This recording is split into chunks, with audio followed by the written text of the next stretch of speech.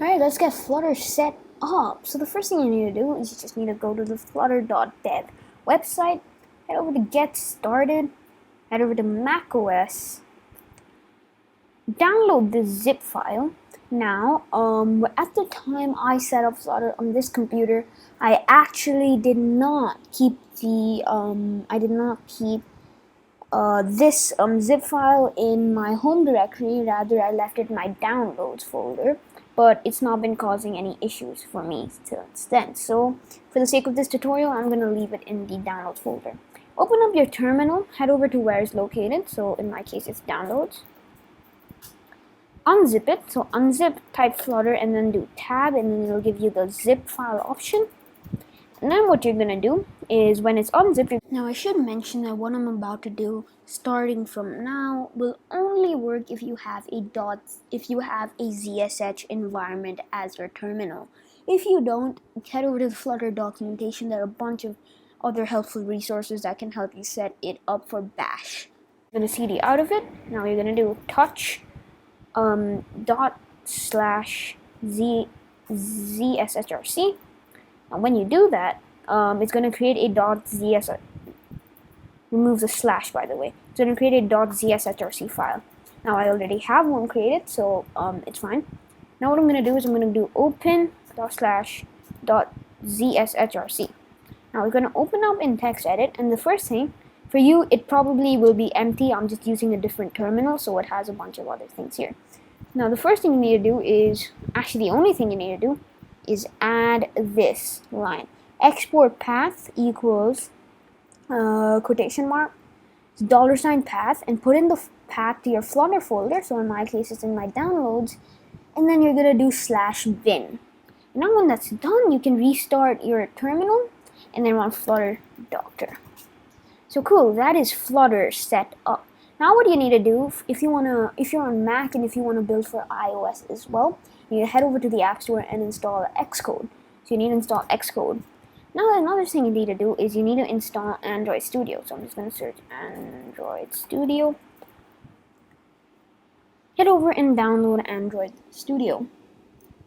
When you have it downloaded, you're going to open it up. Now you could use Android Studio or you could use VS Code for making Flutter apps. Depends on you. I use VS Code most of the time, but you could use Android Studio if you want. Now the first thing you're going to do is you're going to head over to your SDK manager, and what you're going to do is you're going to head over to the Android SDK. So what you're going to do is on the home page there's a configure button, press it, head over to SDK manager, go to SDK tools, and what you're going to do is you're just going to install the Android SDK command line tools latest. Now when that's done, you're gonna head over to plugins. You're gonna install the Flutter plugin, and now when it's installed, restart your Android Studio, and as well, what you're going to do is you're going to restart your terminal as well. Now when that's done, it might give you an error saying Android licenses aren't accepted. As of right now, I do not have that error. But if you find yourself having that error, how you would fix it you would do once you have the SDK command line tools of Android Studio installed is you're going to do Flutter Doctor Android licenses, and for me it's going to say all SDK package license accepted. But if not for you, just need to continue pressing Y to agree to all of the packages, and then you need to install VS Code. Now when you have VS Code installed, so VS Code, when you have VS Code installed, what you're going to do is you can head over to VS Code and you're going to download Flutter. You're going to download the main Flutter extension. You're going to install awesome Flutter snippets, and really that's all the setup you need to do. Now if you have any questions, leave them in the comments below. Otherwise, see you later. Picking up where we left off last time, we're going to be setting up our simulator to actually work. Now what you need to do, actually the first thing you're going to do is you're going to head over to your iTerm or your terminal, and if you have Xcode installed, you're just going to do open a simulator, and boom, that should open up simulator, just like I said. There we go. But for Android, it's a bit more complex. Actually, it's not too complex, but you know, there are a bit more steps to it. Also, do note that Xcode does take a very long time to install, and you need to have an adequate amount of space to actually install it. Now you're going to head over to your Android Studio, head over to Configure AVD Manager, and you can create a virtual device and just continue going with this. I already have a Pixel 4a installed, and this also does take up a lot of space, but you do need to ensure that you have enough space to do that.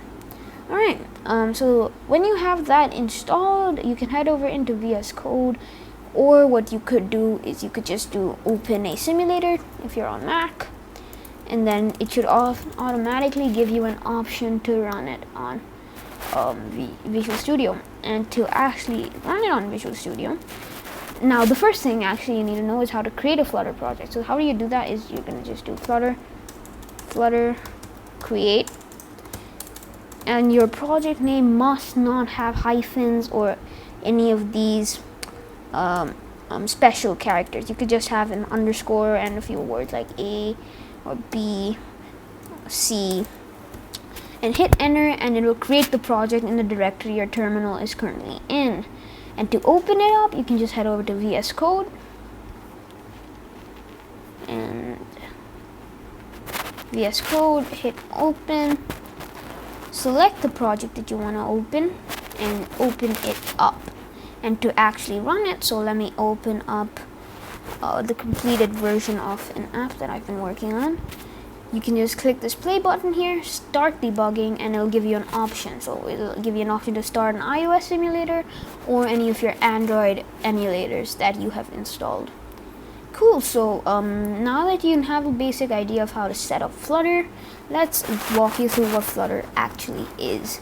So for this, I'm going to create a project. So I'm going to call this Flutter Create Test App, just because I want to show you guys what it is.